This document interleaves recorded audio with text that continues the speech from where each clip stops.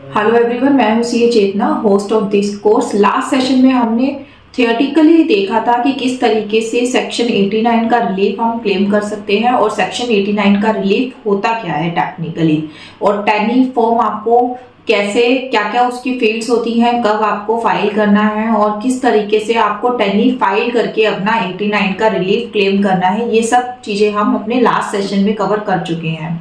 आज के सेशन में हम ये देखेंगे कि आप 89 का रिलीफ प्रैक्टिकली कैलकुलेट कैसे करेंगे और आपके पास क्या क्या फिगर्स होनी चाहिए 89 के रिलीफ को कैलकुलेट करने के लिए। तो सबसे पहली जो इंफॉर्मेशन आपके पास होनी चाहिए वो है कि अगर आप अरियर की सैलरी के ऊपर कैलकुलेट करना चाह रहे हैं या फिर अपने एडवांसेस के ऊपर कैलकुलेट करना चाहते हैं या ग्रेजुटी जो आपको मिली है उसके ऊपर कैलकुलेट करना चाह रहे हैं, तो जो भी आपका कैलकुलेशन के लिए जो भी आपका डाटा है, किसी भी चीज के लिए आप जो अपनी 89 की कैलकुलेशन करने जा रहे हैं वो आपके पास year wise proper data available होना चाहिए कि आपको किस किस ईयर का अभी इस करंट ईयर में अरियर मिला है या किस किस ईयर का आपको एडवांस मिला था। वो सब आपके पास डाटा एक एक्सेल शीट पे अवेलेबल होना चाहिए, जिससे कि आपकी वर्किंग जो है बहुत ही इजी हो जाए करने के लिए। तो अभी आप एक एक्सेल देख रहे हैं। राइट नाउ मैं ये पूरा जो सेशन है उसमें एक एग्जांपल लेके चलूंगी जिसमें मेरे पास जो है 3 इयर्स की अरियर सैलरी है मेरे क्लाइंट की। तो मैं उसके थ्रू आपको बताऊंगी कि किस तरीके से आपको 89 रिलीफ को कैलकुलेट करना है। सबसे पहली इंफॉर्मेशन आपके पास होनी चाहिए कि आपको जो भी अरियर मिल रहा है वो किस ईयर से बिलोंग करता है अरियर, उसका प्रॉपर आपके पास बाइफिकेशन होना चाहिए। अभी जो हमारे पास एक्सेल है, ये देखिए मेरे पास 3 ईयर का अरियर है यहाँ पर, ठीक है। यहाँ पे मैंने 3 ईयर का अरियर लिया है, 1920 का, 2021 का, 21-22 का, ठीक है। इसकी अमाउंट मैंने यहाँ पे मेंशन कर दी है कि मुझे हर साल इतना इतना अरियर जो है मेरे को हर साल का मिला है मेरे एम्प्लॉयर से। टोटल अरियर जो मेरे को मिला है वो है 3,64,000। आज जो मैं एग्जांपल ले रही हूँ उसमें हम असेसमेंट ईयर 23-24 की बात कर रहे हैं कि असेसमेंट ईयर 23-24 में मुझे ये अरियर मिल रहा है। रीजन बी, अभी जो 24-25 है उसका अभी टैली एक्टिव नहीं हुआ है ऑनलाइन, तो मैं उसको बता नहीं पाऊंगी कि आपको कैसे फिल करना है। बट मेथड्स सारे ईयर्स के लिए सेम है। आप अगर एक लास्ट ईयर का भी समझ लेंगे तो आप कमिंग ईयर्स का भी इजीली कर पाएंगे। ओके, सो इस साल मेरे को जो इनकम है मेरी 23-24 की असेसमेंट ईयर की वो है मेरी 5,69,340। इसके ऊपर मेरे को अरियर मिल गया 3,64,120 रुपीज। तो मुझे टोटल अमाउंट कितना मिला, उन दोनों का मिला के मेरे को मिल गया 933,460। तो करंट ईयर जो है मेरा 933,460 के ऊपर टैक्स होगा एज पर माई एम्प्लॉयर। तो मेरे क्लाइंट के एम्प्लॉयर ने क्या करा, इस 933,460 के ऊपर टैक्स काटने के लिए उसको बोल दिया। बट क्योंकि उसका ये 364 लास्ट ईयर से बिलोंग करता है तो अब उसने डिमांड की है आप या तो फॉर्म 10 ले आओ या अपनी 89 की कैलकुलेशन ले आओ। जितना भी टैक्स आपका रिलीफ का बनता होगा वो हम आपका डिडक्ट करके बैलेंस आपका टीडीएस काट के आपका इस फाइनेंशियल ईयर को वाइंड अप कर देंगे। तो अब हमें करनी है इसकी पूरी कैलकुलेशन। सबसे पहली चीज, हमने एक्सेल पे जितना भी हमें अरियर मिला है उसको हमने लिख लिया है ईयर वाइज की किस ईयर का कितना कितना आपको मिला है। यूजुअली आपको जो आपके एम्प्लॉयर से शीट मिलती है वो मंथ वाइज शीट मिलती है। हर एक मंथ का उन्होंने उसमें मेंशन किया होता है कि कितनी सैलरी उन्होंने आपको दे दी है, कितनी आपकी बनती थी और जो भी बैलेंस है वो आपका अरियर आपको अब मिल रहा है। तो आपको एक्सेल पे कैलकुलेट करके ईयर वाइज वो निकालना होता है कि अप्रैल और मई, यानी कि अप्रैल टू मार्च आपको कितना अरियर मिला, हर एक ईयर का आपको निकाल के इस तरीके से नोट डाउन कर लेना है। सेकंड चीज जो आपको पहले से ही करके रखनी है वो है कि जिस ईयर का आपको अरियर मिला है उस ईयर की अपना इनकम टैक्स पे लॉगिन करके अपनी इनकम टैक्स की रिटर्न्स की जो एक्नॉलेजमेंट है उनको डाउनलोड कर लेना है। आप फॉर्म्स भी डाउनलोड कर सकते हैं अगर आपको मतलब एक्नॉलेजमेंट से इतनी नॉलेज नहीं पता लगती कि कितना आपकी इनकम थी उस टाइम पे, आप फॉर्म्स को भी डाउनलोड कर सकते हैं। बट एक्नॉलेजमेंट से मैं आपको इजीली कहाँ से आपको डाटा पिक करना है वो मैं आपको बता दूंगी। तो जिस ईयर का आपको अरियर मिलने जा रहा है उस ईयर की आपको क्या करनी है, अपनी आईटीआर फॉर्म निकाल लेने हैं इनकम टैक्स का लॉगिन करके। ये एक एग्जाम्पल है आईटीआर फॉर्म का। इस तरीके से आपका आईटीआर जो एक्नॉलेजमेंट होता है वो होता है। अब आपको क्या करना है, यहाँ से अपनी टोटल इनकम पिक करनी है, जिस इनकम के ऊपर आपने टैक्स दिया था उस ईयर में, जिस ईयर में आपने ये रिटर्न फाइल करी थी। तो उस साल की आपकी टोटल इनकम यहाँ पे जैसे इस एक्नॉलेजमेंट के अकॉर्डिंग 4,89,000 है। इसी तरीके से आप और ईयर्स के एक्नॉलेजमेंट निकालेंगे तो वहां पे आपको टोटल इनकम का कॉलम मिलेगा। आपको टोटल इनकम से वो इनकम पिक कर लेनी है। अपार्ट फ्रॉम दिस आप टैक्स का अमाउंट भी नोट कर सकते हैं। ये टैक्स का अमाउंट और इनकम का अमाउंट आपको कहाँ डालना है ये मैं अभी बताऊंगी, बट आपको सारी अपनी एक्नॉलेजमेंट डाउनलोड कर लेनी है। एक चीज और, अगर आपने उस साल की इनकम टैक्स की रिटर्न फाइल नहीं करी थी उसमें भी कोई प्रॉब्लम नहीं है। आपको क्या करना है, उस टाइम का अपना फॉर्म 16 ले लेना है।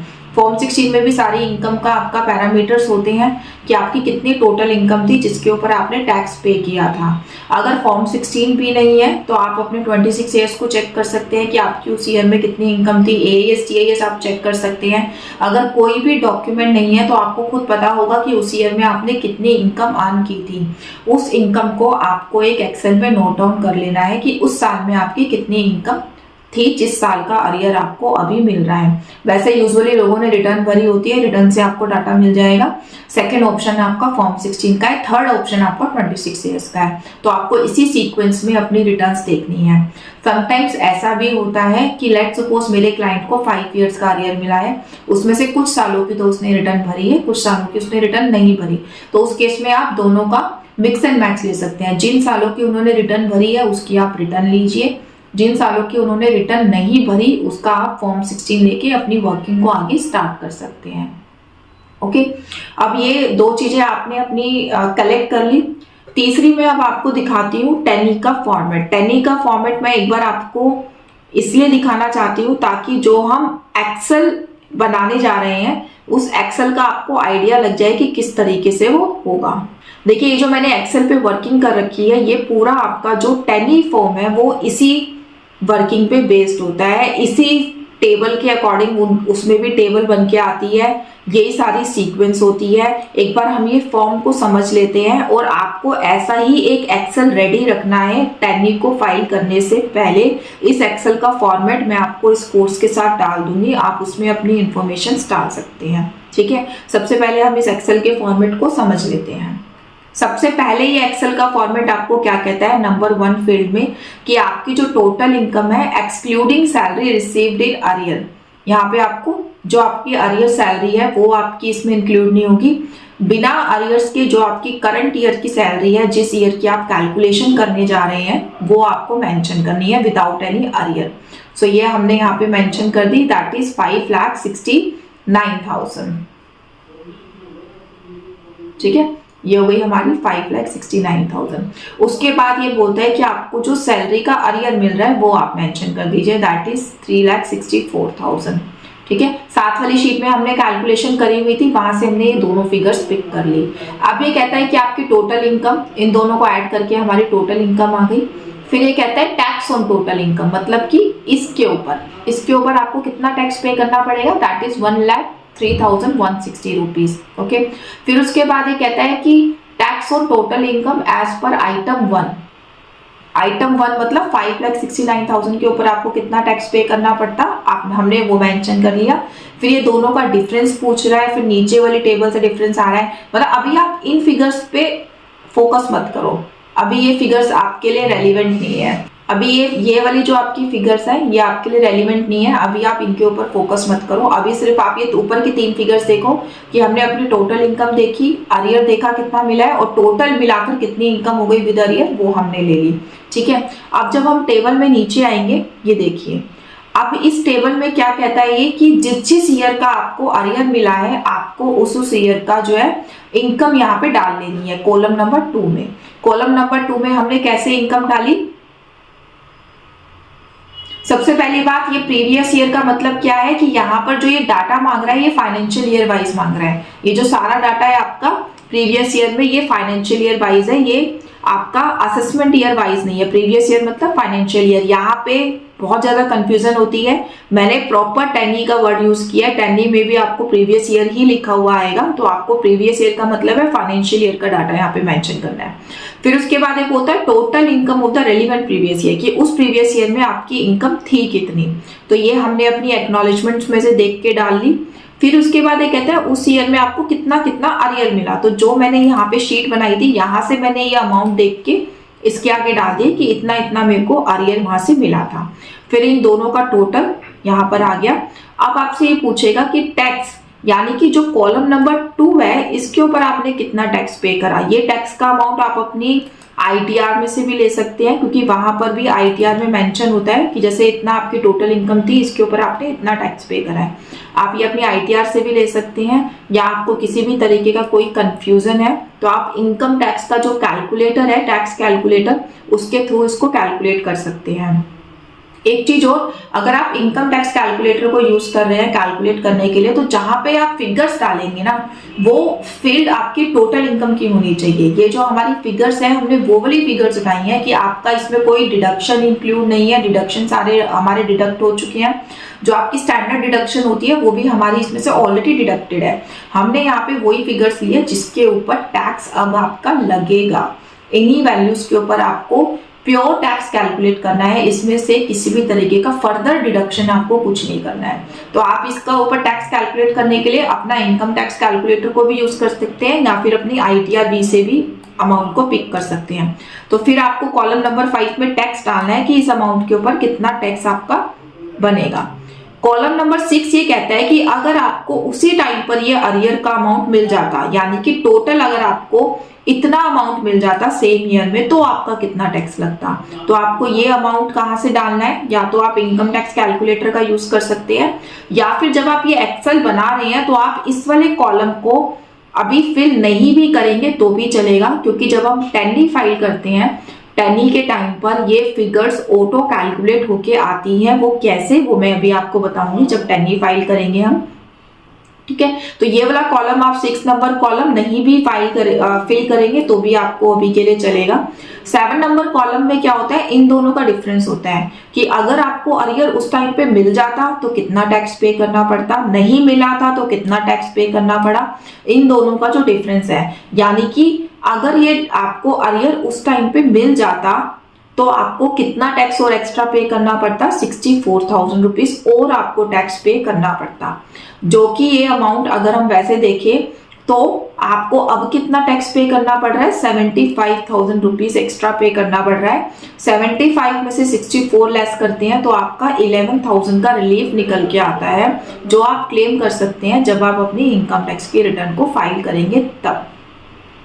सेक्शन 89 का रिलीफ आपको क्या कहता है, मैंने पहले भी इस बात को बताया था कि आपको टैक्स उतना ही पे करना है जितना आपको अगर ये रिलीफ उस टाइम पे मिलता जिस टाइम पे मिलना चाहिए था। तो हम क्या करते हैं, जो भी आपका डिफरेंस अमाउंट है उतने का आपको रिलीफ प्रोवाइड करा देते हैं। इनकम टैक्स ने ये रूल बनाया हुआ है, आपको ये फैसिलिटी इनकम टैक्स ने दी हुई है। 89 की कैलकुलेशन करके हम जस्ट उस फैसिलिटी को अवेल करने जा रहे हैं यहाँ पर। तो यहाँ पर अगर आप देखेंगे इस एग्जाम्पल में या फिर इस एक्सेल में, आपका जो टैक्स पहले बनता 64,000 बनता, अगर आपको सेम ईयर में वो अरियर मिल जाता, तो अभी भी आपको पेमेंट 64 की ही करनी है, क्योंकि जो आपकी 75 की पेमेंट बना के दे रहा था आपका एम्प्लॉयर, आपने उसको 10E ले जाकर दे दिया, या अपनी 89 रिलीफ की कैलकुलेशन ले जाके दे दी कि मेरा जो है 11,000 तो रिलीफ ही बन रहा है। तो इसमें से 11,000 जब वो लेस कर देगा आपका रिलीफ, तो आपको अल्टीमेटली जो टैक्स की पेमेंट करनी है वो आपको जो है 64,000 की ही आपको टैक्स की पेमेंट करनी है। इससे ज्यादा या कम आपको नहीं करनी। आपकी जो लाइबिलिटी है वो उतनी ही है जितनी की आप पहले पे करते तो करते। ठीक है, तो ये आपको कैलकुलेशन समझ में आ गई होगी कि किस तरीके से हमने इसकी कैलकुलेशन कर ली। ये एक एक्सेल का फॉर्मेट मैं आपको दूंगी, इसके साथ आप उसमें अपनी बेसिक इंफॉर्मेशन फीड करके रखिएगा। बेसिक इंफॉर्मेशन में आपकी आ गई टोटल इनकम। ठीक है, बेसिक इंफॉर्मेशन में आपकी क्या आ गई है, टोटल इनकम आ गई है। जो आपको अरियर मिल रहा है वो टोटल, जिस साल का मिल रहा है उनकी टोटल इनकम, कितना मिल रहा है उनके आगे आप मेंशन कर दीजिएगा, फिर टोटल इनकम, और आपकी जो बेसिक ईयर है उसका ऊपर कितना टैक्स आपका बनेगा। ये कॉलम आपको फिल करने की जरूरत नहीं है, ये कॉलम फिल करने की जरूरत नहीं है, ये नीचे वाले कॉलम्स फिल करने की जरूरत नहीं है, ये आपके ऑटो फिल होके आएंगे फॉर्म नंबर 10E में। यहाँ पे फिल मैंने इसलिए कर लिया था क्योंकि क्या होता है जब 10E में ऑटो फिल होके आते हैं तो हमारा क्रॉस चेक हो जाता है, डबल चेक हो जाता है कि हमें किस तरीके से वो आगे काम करना है। ठीक है, सो ये आपका फॉर्मेट हो गया। अब देखते हैं कि आप 10E फॉर्म को कैसे फाइल करेंगे इस एक्सेल की कैलकुलेशन को देखते हुए। उसके लिए सबसे पहले आपको अपना इनकम टैक्स का लॉगिन कर लेना है, क्योंकि जो 10E फॉर्म है वो ऑनलाइन फॉर्म चाहता है हमारा, उसकी टाइम की भी लिमिटेशन होती है। आपको आई थिंक 10 मिनट्स मिलते हैं इस फॉर्म को फाइल करने के लिए। अगर 10 मिनट्स के अंदर नहीं होता तो उसका सेशन आउट हो जाता है। ठीक है, तो इसीलिए भी ये वर्किंग पहले से करके रखना हमारे लिए ज़रूरी हो जाता है कि 10E फॉर्म का फाइल करते समय आपको किसी भी तरीके की कोई प्रॉब्लम ना आए। एक चीज़ और, 10E का फॉर्म आप जब तक मेरा फाइनेंशियल ईयर कंप्लीट नहीं होता, जब तक उसका फॉर्मेट जो करंट ईयर का ऑप्शन है वो एक्टिव नहीं होता।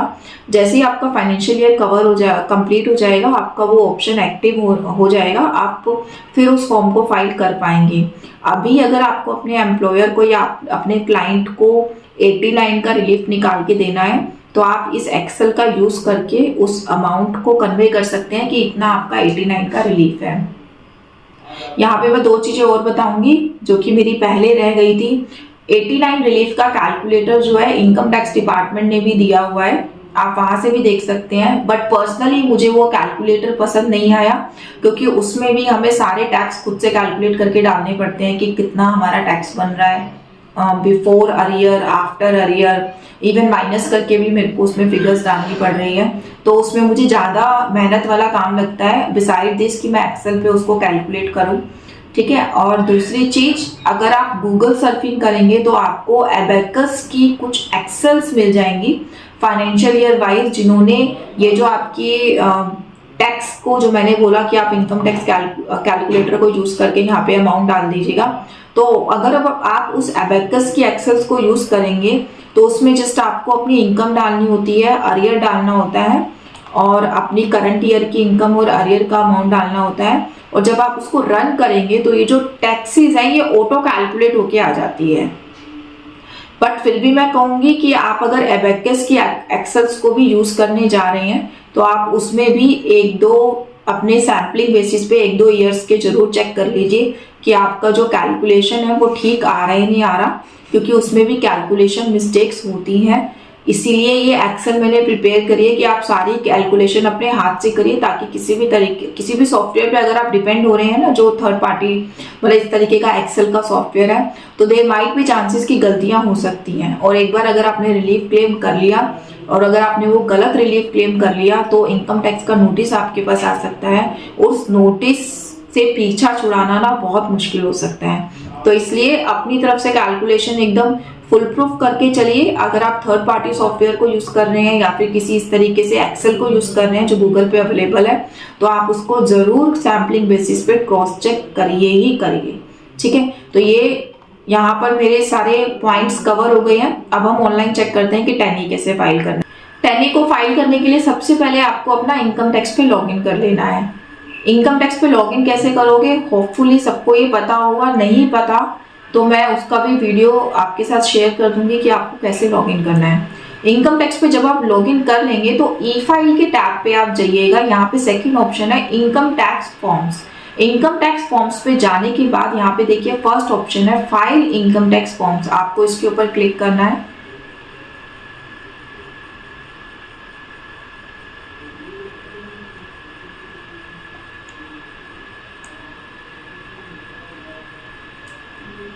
क्लिक करने के बाद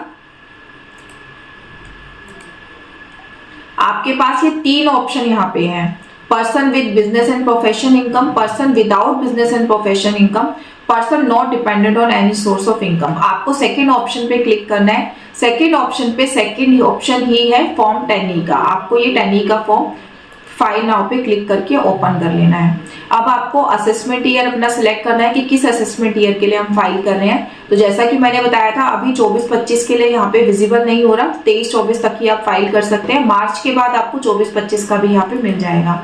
तो अभी हम 23-24 को लेके कंटिन्यू कर रहे हैं। Let's get started. जैसे ही आप इस पे क्लिक करेंगे तो देखिए आपके पास कुछ ऑप्शन आए कि आप कौन सा एनेक्जर फाइल करने जा रहे हैं, आप किस चीज के लिए अपना अरियर का कैलकुलेशन करने जा रहे हैं। क्या आपको सैलरी मिली है अरियर में, या एडवांस सैलरी मिली है, या ग्रेजुटी मिला है, कंपेंसेशन मिला है, या पेंशन कम्यूटेशन मिला है। जो भी चीज के लिए आप कैलकुलेट करने जा रहे हो आपको उस पर क्लिक करना है और आगे कंटिन्यू करना है। सबका फिल करने का जो फॉर्मेट है या तरीका है वो सबका सेम है। अभी हमारा फर्स्ट है, हमें सैलरी अरियर के बारे में हम बात कर रहे हैं, हमने उसके ऊपर क्लिक किया और आगे कंटिन्यू कर दिया। जैसे ही आप कंटिन्यू करेंगे देखिए अब अगेन आपके पास 3 ऑप्शन है। पर्सनल इंफॉर्मेशन सबसे पहले आपको डालनी है, फिर अरियर की कैलकुलेशन आपकी शुरू हो जाएगी, फिर एक वेरिफिकेशन फॉर्म है, साइन वगैरह का जो होता है वो वाला फॉर्म। पहले फॉर्म पे आप क्लिक करेंगे, इसमें आपकी ऑटो फिल आती है सारी पर्सनल डिटेल, आपको सेव करके आगे चले जाना है। अब इस फॉर्म में कई बार ये प्रॉब्लम होती है हमें कि हम जब सेव कर रहे होते हैं ना तो यहाँ पर एरर देता है। ऐसा पहले नहीं होता था, अब ये होने लगा है, लास्ट 1 to 2 ईयर से ये प्रॉब्लम आने लगी है। उसके पीछे क्या रीजन होता है कि या तो आपका एड्रेस इनकम टैक्स डिपार्टमेंट में जो एड्रेस फीडेड है उससे मैच नहीं कर रहा, या फिर आपकी जो है रेजिडेंशियल स्टेटस में किसी भी तरीके की प्रॉब्लम है। तो उस केस में ये कहता है कि आप माई प्रोफाइल में जाइए और जो इन्फॉर्मेशन यहाँ आ रही है वही आपकी माई प्रोफाइल की इन्फॉर्मेशन में आप एडिट करके चेंज कर दीजिए, उसको सेव कर दीजिए, फिर ये आपका जो ऑप्शन है वो एक्टिव हो जाता है। तो आपके केस में भी अगर इस तरीके का कोई एरर आए, आप सेव ना कर पाए, तो आपको पहले वो माई प्रोफाइल में जाके ठीक कर लेना है, फिर आप सेव कर पाएंगे। ठीक है। अब सेकंड जो हमारा फॉर्म है वो मेन हमारा सेकंड फॉर्म है, इसको हमें फाइल करना है बड़े ही तरीके से। ठीक है। अब हमने इसको खोल लिया। अभी देखिए ये फॉर्म एग्जैक्टली वैसा ही है जैसा मैंने एक्सेल में बनाया हुआ है।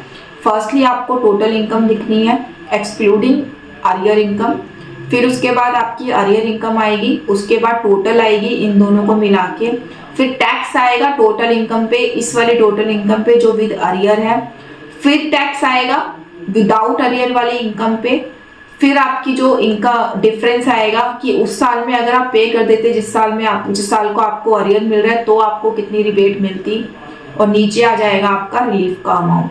सेम हमारा वही एक्सेल वाला ही फॉर्मेट है इसमें।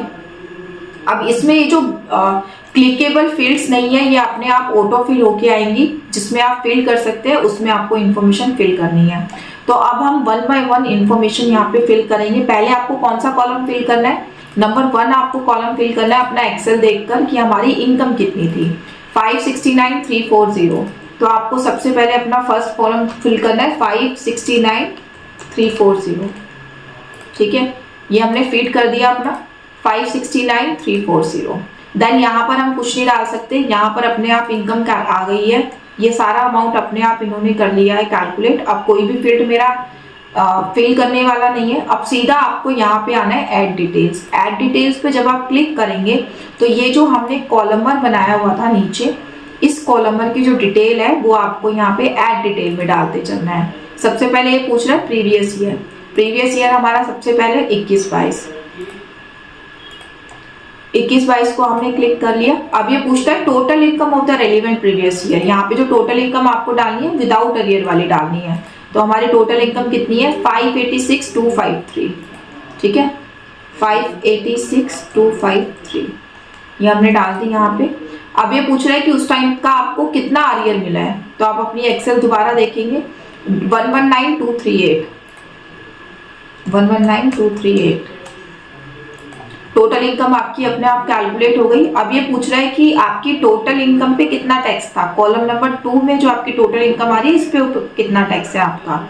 तो आपको दोबारा एक्सेल खोलनी है। ये आपका टैक्स है 30941 ये हमने यहाँ पे डाल दिया। अब ये देखिए मैंने इसीलिए बोला था इस एक्सेल में कि आपको सिर्फ यहाँ तक फिल इन्फॉर्मेशन डालनी है, ये 2 डालने की आपको जरूरत नहीं है, वो ऑटो फिल होके आ जाएगी। उसके पीछे ये रीजन है कि देखिए आपने यहाँ पे डाली इन्फॉर्मेशन, यहाँ पे अपने आप इन्होंने टैक्स ले लिया कि इस इनकम के ऊपर आपका कितना टैक्स बनता है। आपको जस्ट ये एक बार टैक्स चेक करना है कि ठीक है या नहीं है। अगर आपको लगता है कि यहाँ पे अमाउंट गलत आ रहा है, या फिर कई बार होता है न्यू और ओल्ड टैक्स रिजीम के अकॉर्डिंग भी आपका टैक्स इससे मैच नहीं होता, तो आपको यहाँ पर अपनी टैक्स की वैल्यू डाल देनी है कि कितना आपके अकॉर्डिंग टैक्स आना चाहिए। ठीक है, 55,742 मेरा अमाउंट मैच कर रहा है, तो मैंने सेम डाल दिया। ठीक है, अब आपको यहाँ से ऐड कर लेना है इसको। इसी तरीके से आपको 3 इयर्स की इंफॉर्मेशन यहाँ पे डाल देनी है। अगर आपके केस में आपको 5 ईयर का अरियर मिला है, 10 इयर्स का मिला है, या फिर आपको सिर्फ 1 ईयर का अरियर मिला है, तो आपको उतनी ही डिटेल यहाँ पे डालते चले जाना है। तो अब हमारा हो गया बेसिक किसका। यहाँ पे भी देखिए प्रीवियस ईयर वर्ड है, प्रीवियस ईयर मतलब फाइनेंशियल ईयर, यहाँ पर भी हमने प्रीवियस ईयर ही वर्ड यूज किया है। सेम फॉर्मेट मैंने इसलिए बनाया है ताकि अगर आप एक बार एक्सेल में काम कर लेंगे ना, तो जो टैली फाइल करना है ना, वो अगर आप किसी सबऑर्डिनेट को भी देते हैं फाइल करने के लिए, तो वो भी उसमें डाटा डाल देगा, आपको जस्ट उसको चेक करना होगा। आपको ये एक्सेल उसको प्रिपेयर करके देनी है, ठीक है। 417669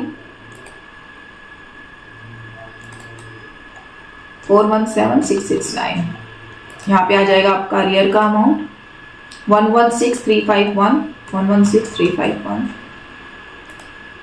यहाँ पे आपका टैक्स आ जाएगा। टैक्स हमारा कुछ भी नहीं है, उस साल में हमने कुछ नहीं पे करा क्योंकि 417 पे कोई टैक्स ही नहीं बनता, बिलो 5 लाख है हमारा। इस पे हो गया 20076, ठीक है। अगेन आपको इसको ऐड कर देना है। इसी तरीके से मैं एक और डिटेल ऐड करूंगी 402597।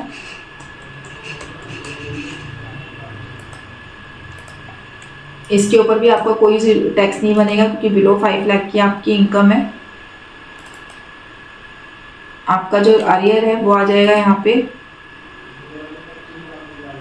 128531,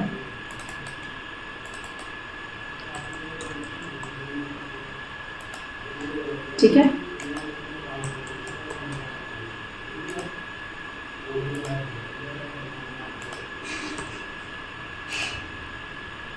हमने तीनों इन्फॉर्मेशन यहाँ पे फिल कर दी है इसी तरीके से।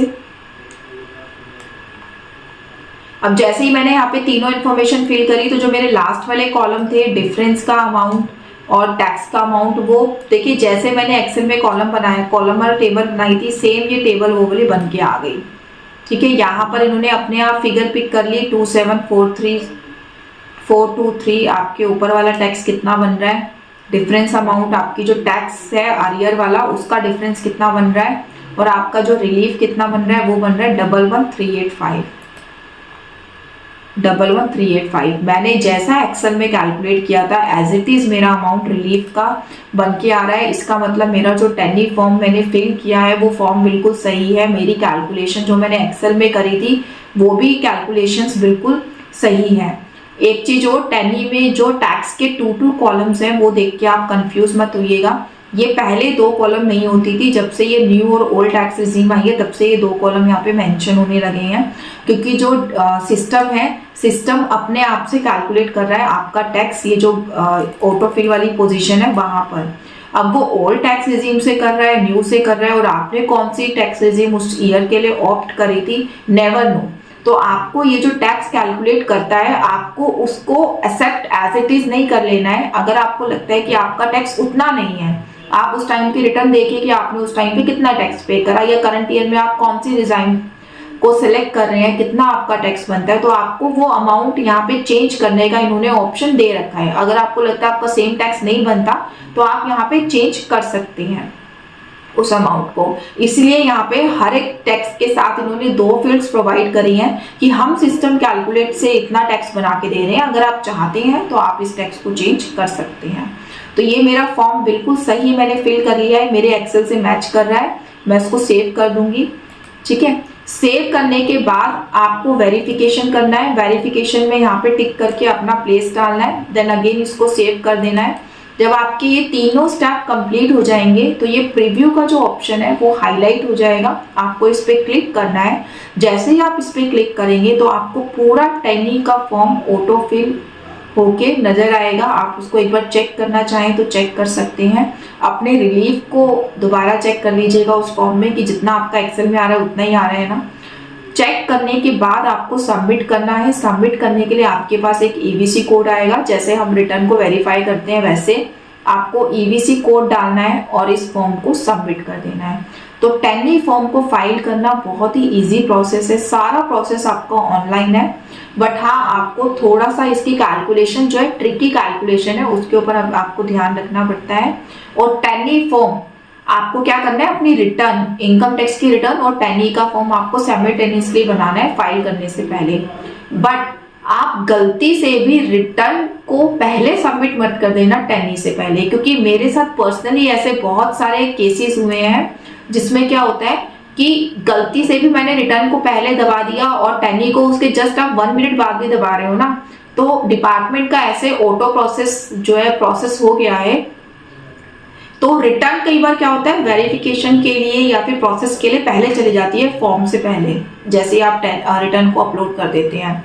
तो उस केस में अगर आपका टैनी बाद में प्रोसेस हुआ तो आपको पहले ही नोटिस आ जाएगा रिटर्न से कि आपने ये रिलीफ जो क्लेम किया है ये गलत क्लेम किया है, क्योंकि आपने टैनी तो अपलोड किया नहीं अभी तक, जबकि आपने टैनी आपने लेट अपलोड किया या फिर। तो इसीलिए मैं कहूंगी टैनी के साथ साथ आप रिटर्न को काम करो रिटर्न पे, बट अपलोड आप सबसे पहले टैनी करो, जस्ट उसके 1 मिनट बाद आप अपनी रिटर्न को अपलोड कर सकते हो। तो आई थिंक मैंने अपने कोर्स में पूरा सब कुछ आपको डिटेल में बता दिया है कि किस तरीके से आपको कैलकुलेट करना है 89 का रिलीफ अपने क्लाइंट्स के लिए या फिर अपनी खुद की रिटर्न के लिए। प्रोसेस बहुत ही सिंपल है। होपफुली पूरा कोर्स आपको समझ में आया होगा। इसी तरीके से हम अब रिटर्न के सेशन में ITR 1, 2, 3 पे भी कोर्सेज लाने वाले हैं। होपफुली आप मेरे वो कोर्सेज भी ज्वाइन करेंगे और आपको मेरा ये कोर्स भी पसंद आया होगा। Thank you so much. अगर आपको किसी भी तरीके की क्वेरी है तो आप इस कोर्स में जो नीचे कमेंट सेक्शन है वहाँ आप डाल सकते हैं। आपकी क्वेरीज आने से क्या होगा, मैं इसी कोर्स में एक वीडियो और अपलोड करूंगी जिसमें आपकी सारी क्वेरीज का भी आंसर दिया जाएगा। Thank you so much for watching and availing this course. Thanks a lot.